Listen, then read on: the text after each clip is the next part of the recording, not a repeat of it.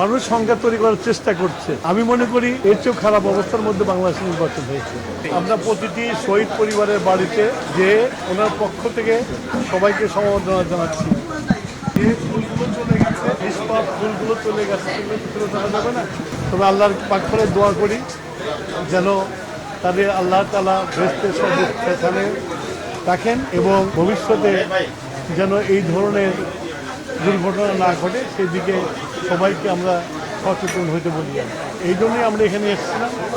আমরা পরিবারের সাথে দেখা করেছি, সান্ত্বনা দিয়েছি এবং এই করুণ দৃশ্য তো দেখার মতো না। এটা কারোর জন্যই কাম্য না। বললাম, আগেই বললাম যে ফুলটা ফোটেই নেই, সেই ফুলটা শেষ হয়ে গেল, দুর্ঘটনায় শেষ হয়ে গেছে। আমরা আল্লাহর কাছে তাদের জন্য দোয়া করি। সরকারের কাজ সরকার করছে, আমাদের কাজ আমরা করছি এবং এরকম একটা দুর্ঘটনা নিয়ে কারো ব্যাপারে আমি সমালোচনা করতে চাই না। তাদের কাজ তারা করছে, আমাদের কাজ আমরা করছি। সরকার এটা অন্তর্বর্তীকালীন সরকার, তাদের পক্ষে যতটুকু করার সম্ভব সেটাই করছে নিশ্চয়ই। তো এই ব্যাপারে আমি মনে করি যে তারা সরকার যদি তাদেরকে কোনো রকম অনুদান দেয়, বাচ্চা চলে গেছে সেটা তো ফিরে আসবে, এটা সরকারের উপর ডিপেন্ড করবে। বিভিন্ন জায়গায় এক ধরনের অস্থিতিশীলতা আমরা লক্ষ্য করছি। রাজনীতি কিংবা সচিবালয় ঘেরাওয়ের মতো ঘটনা ঘটেছে।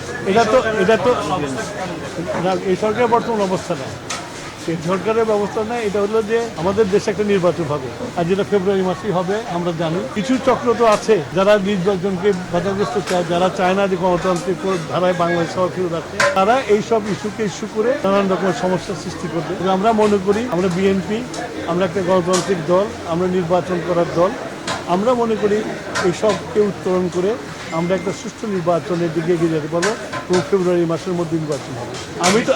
মানুষ সংখ্যা তৈরি করার চেষ্টা করছে। আমি মনে করি এর চেয়েও খারাপ অবস্থার মধ্যে বাংলাদেশ নির্বাচন হয়েছে। সুতরাং নির্বাচনের সাথে এটার কোনো সম্পর্ক নাই। এটাকে বোঝাই যাচ্ছে গত কিছুদিন যাবত যেসব ঘটনা ঘটছে পরিকল্পিতভাবে ঘটনা হচ্ছে। অ্যাক্সিডেন্ট এই দেশে অনেক হয়েছে, গার্মেন্টসে পুড়ে মারা গেছে, অনেকেই হয়েছে। এটা বিমান দুর্ঘটনা অনেক ঘটেছে, কিন্তু এরকম মিছিল করে তারপরে সচিবালয়কে আক্রমণ করা দেখি নাই। এবং তারপরে দেখলাম যে প্রতিটি শক্তি যারা চলে গেছে তাদের স্লোগান হয়েছে। তাতে বোঝা যায় কারা এই জিনিস করছে এবং এই ঘোলা পানি যত ইলেকশন দেরি হবে তত ঘোলা পানিতে মাছ শিকার করা এদের জন্য সুবিধা হবে। বিএনপি কিসের দেশের মানুষ জানে। বিএনপি অতীতে সরকারে থেকেছে এবং সরকারে কাজ করেছে।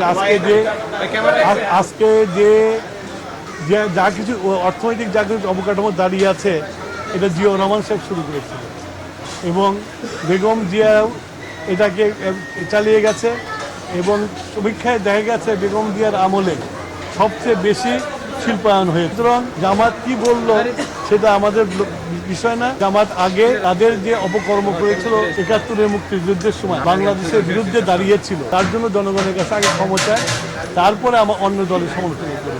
তারা ৭১-এর সমালোচনা চায় নাই এবং তারা শুধু তাই করে নাই, আল বদর আনসার বাহিনী তারা তৈরি করে দেশের মানুষকে হত্যা করেছে। সুতরাং এগুলো জামাত কি বললো এটা বিএনপির বিবেচ্য না। বিএনপির বিবেচ্য বাংলাদেশের মানুষের ভোট অধিকার হরণ হয়ে গেছে, সেই ভোট অধিকার ফেরত নিয়ে এসে একটা সুষ্ঠু নির্বাচনের মধ্যে জনগণ যাকে চাবে তাকে নির্বাচিত করবে, করে তাদের সরকার তারা গঠন করবে।